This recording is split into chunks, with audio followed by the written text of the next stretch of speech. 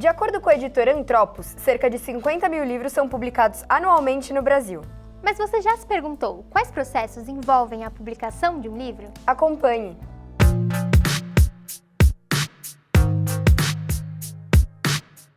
O processo de publicação de um livro, ele começa geralmente no editor, né, que vai procurar algum original, né, que ele acha que vale a pena ser publicado, que ele acha que ou que tem mercado para aquele original, né, para aquele texto. O editor às vezes recebe originais de autores ou de agentes, né, que é uma coisa importante da cadeia do livro, né, o agente que representa um autor, que manda os livros para os editores avaliarem. Como vai ser a divulgação do seu material? O que é esperado de ambas as partes? Quem vai fazer o quê? Então esse contrato tem que deixar definido bem claro qual é o papel de cada um nesse trabalho. O caminho para a edição é meio que uma mão dupla, assim.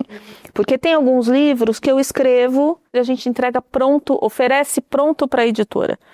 Esse eu acho o caminho mais fácil sempre, porque num livro infantil as ilustrações são muito importantes. Então quando você entrega o trabalho já meio pronto, meio caminhado, assim, é mais fácil da editora enxergar aquilo que você está propondo fazer, né? Em 2018, Maílson Furtado surpreendeu o mundo editorial ao ganhar o Jabuti como o melhor livro do ano. Então, o início da minha trajetória com a escrita surge ainda na escola, aqui no interior do Ceará, ainda no ensino médio. Acabou, né, de eu encontrar nesse caminho ali a literatura, o teatro, a música. E o Jabuti, na época, abriu um pouquinho o olhar para a minha obra e isso mudou totalmente a minha vida artística, profissional, né? Eu comecei a escrever mais velha. Eu não era um sonho de criança, não era uma carreira que eu falava, quando eu crescer vou ser escritora.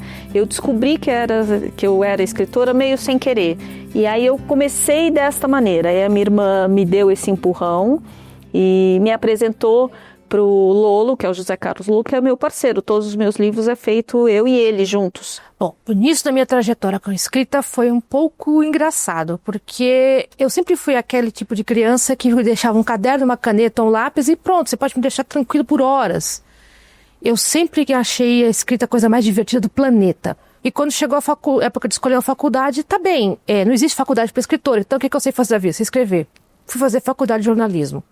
E, paralelo à faculdade de jornalismo, eu trabalho como jornalista, eu continuei escrevendo crônica, continuei escrevendo contos, outras coisas. Eu acho que o início é bem do início mesmo, assim, da escola. Eu sempre gostei muito de escrever, só que aí a pandemia veio.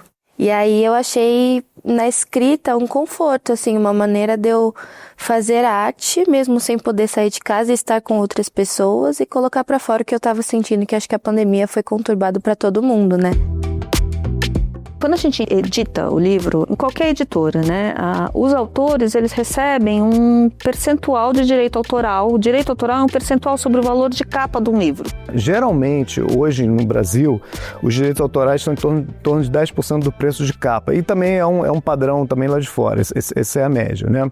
Então, eu cuido do texto, quem comercializa, quem distribui o livro, tudo é a editora. Quem cuida da parte prática de transformar a minha ideia num objeto é a editora.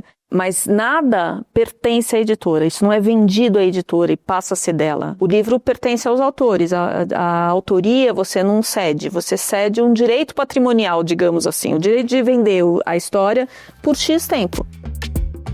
Essa questão da preferência de gênero, né, como é que se escolhe, depende muito da linha editorial da editora, né? Então, tem editoras, por exemplo, que são mais voltadas para o público desenvolvimento pessoal ou desenvolvimento profissional, esse tipo de coisa. As editoras depende, se elas são abertas ou não são abertas, depende da editora. Algumas têm uma linha editorial, uma linha visual muito específica.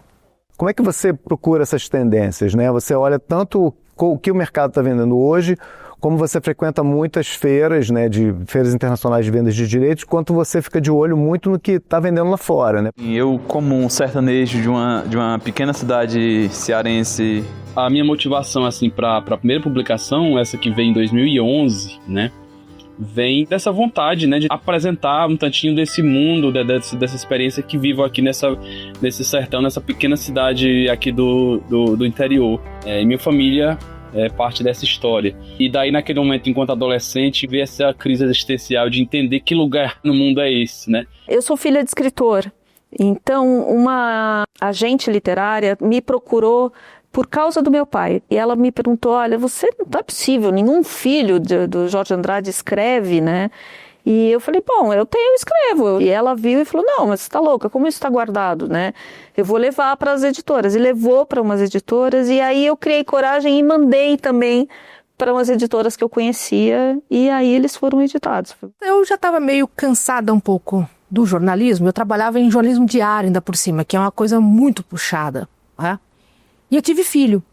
Aí chega aquele momento que você pensa, tá bem, como é que eu vou contar para ele que ele pode ser o que ele quiser se eu não faço aquilo que eu sonhei quando eu tinha, né, quando eu era pequena? Então tá bem, vamos trabalhar com a ideia de publicar o livro, que é um ato um pouco mais corajoso do que a gente pensa, porque quando você vai publicar um livro aos 20, você tá indo com a cara e com a coragem e sem nenhuma experiência. O que me motivou a publicar de fato e tornar os livros um projeto real foi que eu mostrei pro meu pai, e meu pai gostou muito, e aí ele plantou na minha cabeça essa ideia de...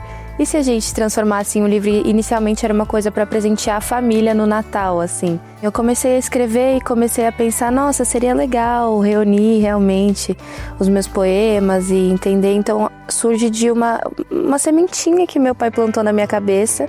Até domingo, 58 editoras independentes colocam mais de 20 mil títulos em exposição. Existe espaço para autopublicação. É possível você escrever uma história e publicar o seu próprio livro. Cabe ao autor ter uma certa expertise também quanto à questão de ser um produtor da sua própria obra. Então, entender como o mercado funciona também, entender toda essa questão, às vezes, administrativa, às vezes questão contábil também, que nos é solicitado, né? E ver quais espaços o livro pode estar chegando, né? Então é uma coisa mais de tipo, conversar com a editora o que se encaixa mais no perfil do que você está publicando.